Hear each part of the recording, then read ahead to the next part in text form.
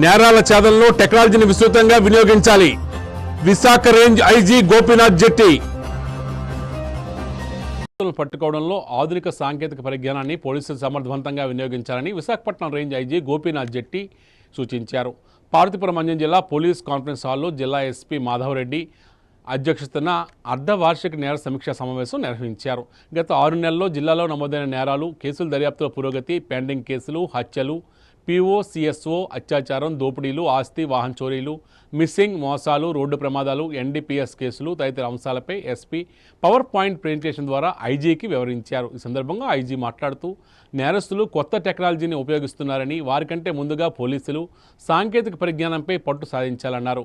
Technology సాయంతో నిందితులను గుర్తించడంతో పాటు నేరానికి సంబంధించిన ఆధారాలను పటిష్టంగా భద్రపరిచి కోర్టు ముందు సమర్పించినప్పుడే నేరస్తులకు శిక్ష పడే అవకాశం ఉంటుందని తెలిపారు. సైబర్ నేరాల దర్యాప్తులో కేసు పూర్వాపరాలను ముందుగానే పరిశీలించి సాంకేతిక ఆధారాలతో పక్కా ప్రణాళికతో ముందుకు సాగాలని సూచించారు. మన్యం ప్రాంత ప్రజలు పోలీస్ స్టేషన్కు వచ్చి ఫిర్యాదు చేసేందుకు ఎలాంటి సందేహం లేకుండా వారికి భరోసా కల్పించాలని అధికారులకు ఆయన సూచించారు. సాంకేతిక పరిజ్ఞానం పెరగడంతో రాబరీ, డకాయిటీ, హత్యలు వంటి పలు తీవ్రమైన నేరాలు తగ్గుముఖం పట్టాయని పేర్కొన్నారు. కాగా గంజాయి పట్టివేత, ఆస్తి నేరాల ఛేదన, నిందితులకు శిక్షలు పడేలా కృషి చేయడం, ఎన్ఫోర్స్మెంట్ తదితర విభాగాల్లో ప్రతిభ కనబరిచిన పోలీసు సిబ్బందికి ఎస్పీ మాధవరెడ్డి ప్రశంసా పత్రాలు అందజేశారు. ఈ సమావేశంలో 2వ అదనపు జిల్లా జడ్జి మాధురి, అదనపు ఎస్పీ వెంకటేశ్వరరావు, డిఎస్పీలు రాంబాబు, థామస్ రెడ్డి, సిఐలు, ఎస్ఐలు, సైబర్ స్టైల్ అధికారులు, ఆర్టీఓ, వైద్య ఇతర శాఖల అధికారులు పాల్గొన్నారు.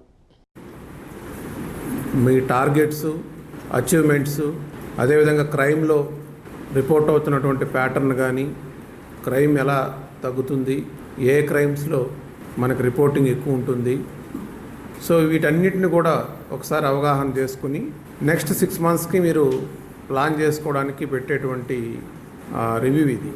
సో మీరంతా చూస్తూ ఉంటారు, క్రైమ్ అనేది చాలా ఫాస్ట్గా చేంజ్ అయిపోతుంది. ఒకప్పట్లో మేజర్ బాడీలీ క్రైమ్ అనేటువంటిది మనకు చాలా ఛాలెంజింగ్ క్రైమ్. అది మర్డర్స్ కావచ్చు, మర్డర్ ఫర్ గెయిన్స్, రాబరీలు, డకాయిటీస్, రేప్ కమ్ మర్డర్, ఇలాంటి హీనస్ క్రైమ్ అనేది ఈ రోజుల్లో రిపోర్టింగ్ ఉన్నా కూడా బట్ చాలా వరకు తగ్గింది.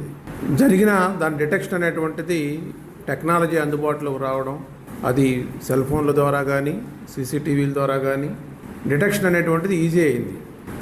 దీంతో పాటు ఏదైతే టెక్నాలజీ మనకు పెరిగిందో ఈ టెక్నాలజీనే ఉపయోగించుకొని మళ్ళా క్రైమ్ చేయడం అనేటువంటిది చాలా ఫాస్ట్గా జరుగుతూ ఉంది ఇప్పుడు. సో దానికి తగ్గట్టుగా మనం టెక్నాలజీని యూజ్ చేయడం కానీ, టెక్నాలజీ రిలేటెడ్ ఇన్వెస్టిగేటివ్ స్కిల్స్ని ఇంప్రూవ్ చేసుకోవడం కానీ, ఇవి మన దగ్గర అంత ఫాస్ట్గా మనం చేయలేకపోతున్నాం. దానికి తోడు ఇప్పుడు కొత్తగా